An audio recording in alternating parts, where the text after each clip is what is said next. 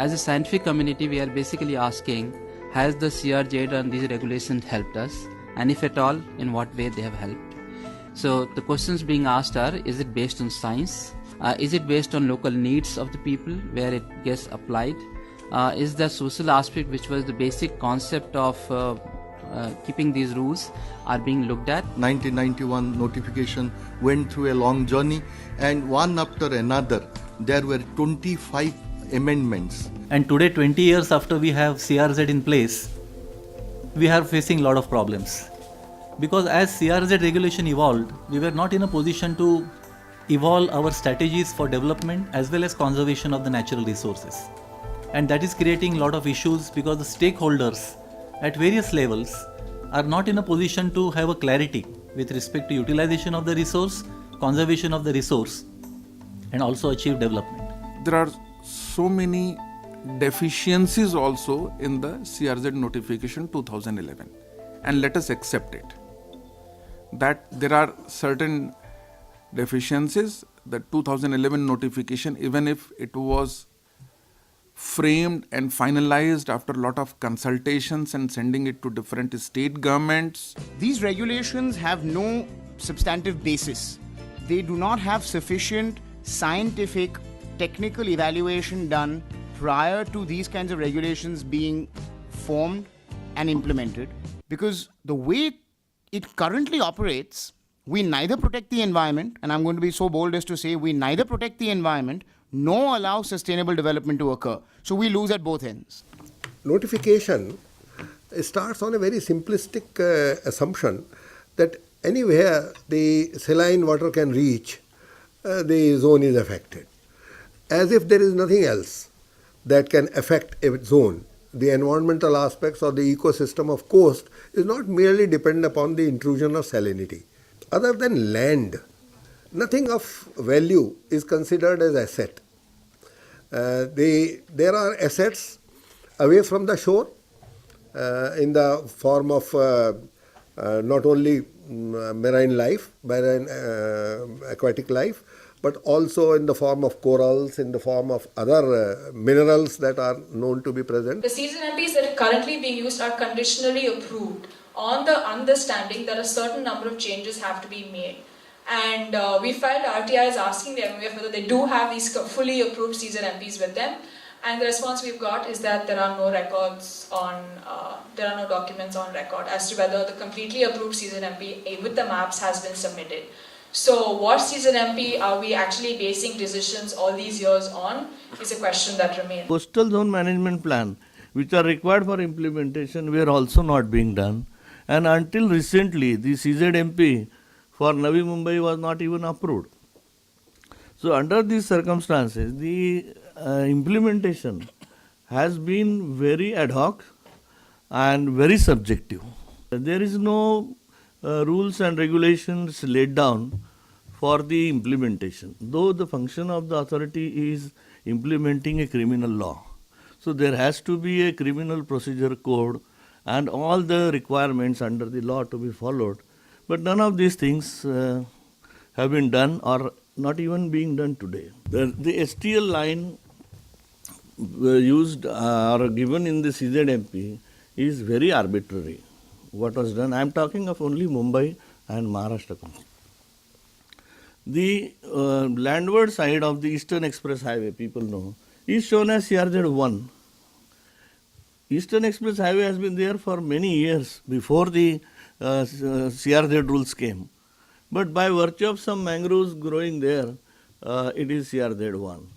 So many projects are held up because of the wrong demarcation of STL.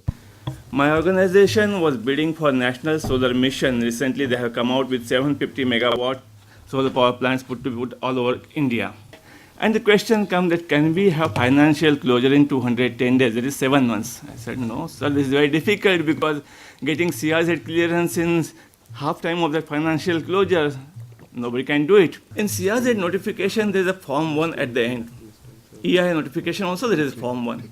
EIA notification Form 1 was subsequently amended. CRZ notification form is not amended. So for EIA notification, I had to submit different forms. CRZ notification, I had to submit different forms. Now, these are the things which really industry worries. With so many people sitting together, so many brains together, why these simple things cannot be solved and our life can be made simple?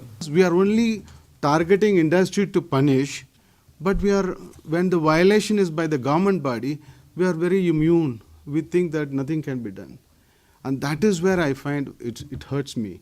That 90% of the violations are, you go to CPCB website and find out how many municipalities have treatment facility for wastewater or treatment facilities for municipal solid waste. You will find none of them complies with the current regulation. The notification says no new industries, restriction on industries, prohibition on industries. Is that the only industry is the villain? Bombay Mithi River is got choked not because of industry, it is because of the public throwing the residential pollution of the plastic bags. When you make a law on desirability and then not at the implementability, there is going to be legal evil takes place. This is called Peterson principle in administrative law. 1991 to 2011, I don't think that Mumbai Municipal Corporation has even reduced 1 liter of sewage going to the sea in these 20 years. In fact, it has increased because the population has increased in the city. So what is the use of such a notification if it is not able to compel a city to treat its sewage properly, grey water and black water, and then release it in the sea? Complete sea coast of Mumbai is polluted. What is so big about a single mangrove which is stopping the entire railway line from, I think, which has stopped, and luckily there were good people in the MCZMA at that time, they cleared it. So which has stopped at that time the railway expansion from, maybe Borivali to Virar. If we really are living in that utopian concept about the environment, I don't think that we would be present in the brainstorming session in such a beautiful hall. We would be sitting in some thatched roof with candles. So we have to agree that if the industrialization, if the civilization is going ahead, we have to compromise with certain environmental parameters. I don't understand why we people are afraid. I'll come to that at a later stage. But in the opening session, in the opening point, let me tell you very clearly, we should clearly agree that in Mumbai, we will not, achieve all the environmental parameters because Mumbai has been identified as a city for money earning. Mumbai is giving 60% of the tax to the entire city. Out of the 1 rupee, the Indian government is getting 60 paisa is going from Mumbai.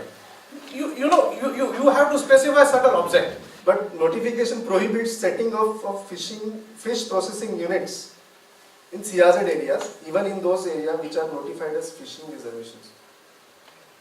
DP has a reservation on the particular land, fish reservation, means you can have fish processing plants and all these things you can have. Only that things you can have. No residential, no commercial, no industrial, any other industrial development is allowed. Only this, DPS says this, and DPS, 1960-70 DPS says this. Now the CZMP show you cannot do that. Means the entire bed, the Ratnagiri Raigad Sindu, which has the entire strip of land which has been notified as a fishing reservation by the DP. In that zone, in that area, the CZMP will not now allow the setting up of the fish processing plants, which are the main local. It is a local commerce. It's the main commerce for the local people. The regulation also has to provide that by way of this regulation, if a certain kind of a pattern or certain kind of a livelihoods are getting affected, then what countermeasures this particular regulation gives so that those measures are kind of ameliorated for those affected groups. For example, now, we take this case of the fishing, overfishing. Why overfishing has occurred? The simple reason is that the people dependent upon that fishing activity as their livelihood have gone up.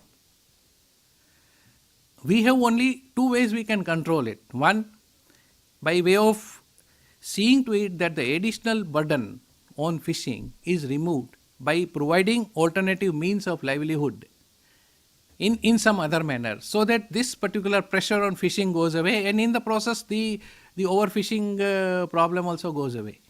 There was almost 6 radars we were supposed to have put in Andamans, but because of stringent CRZ wildlife laws, permission was not granted. One of the island which is almost 85 nautical miles from the, Narkondam, I'm talking of to be specific, which is a absolutely right place to have a radar where which can give a larger view of the concerns of security.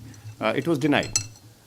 Even in other stations, like there is one in East Island, there is whole lot of a process which have to gone through right up to, we have to go to Supreme Court to get the clearances.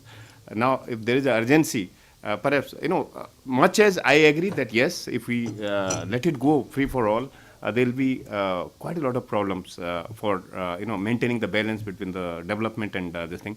But we should also have a less stringent, kind of a processes so that some of the things which nation require for its very existence security, they are not made to follow the route which generally is established for other projects which are not that important from the security point of view.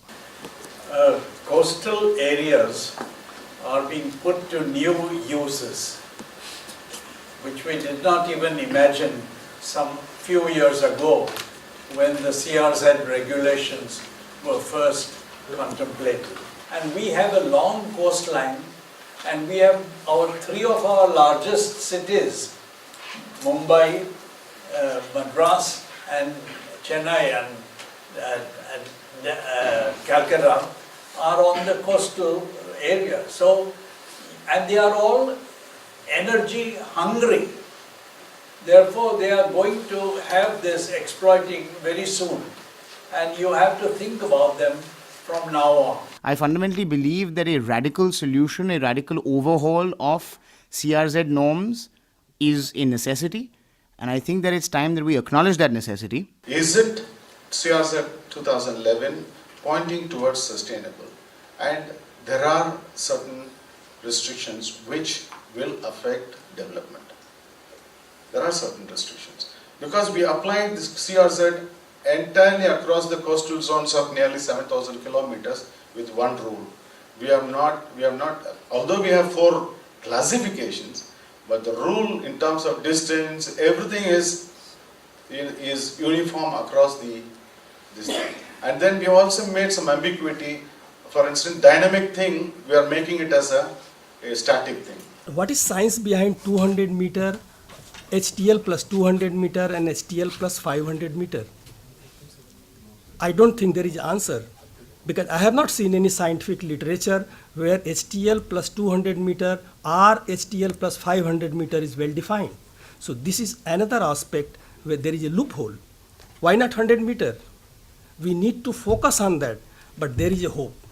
Because Survey of India is going to carry out the hazard line assessment.